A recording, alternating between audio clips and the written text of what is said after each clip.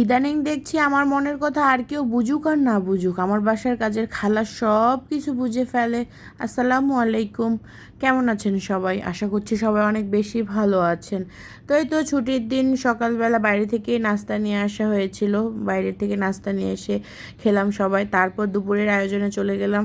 আমি তো আজ একটু শাক ভাত খাবো, কারণ এই পাট শাকের ঝোলটা আমার তো খুব প্রিয়।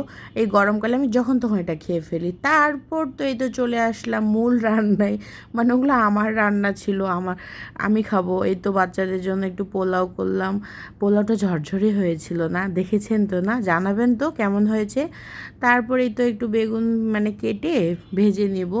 তো পোলাওর সাথে বেগুন ভাজা হলে তো বেশ জমে যায়। আপনারা কি খান পোলাওর সাথে বেগুন ভাজা?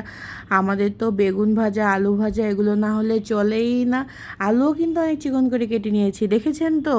আলুটাও কিন্তু অনেক সুন্দর হয়েছে। তো এই তো আলু ভাজি বেগুন ভাজি করে ফেলেছি, আর আলু ভাজিটা না স্কিপ হয়ে গেছে, তো এই আর কি। বেগুন ভাজাও করা হয়ে গিয়েছে।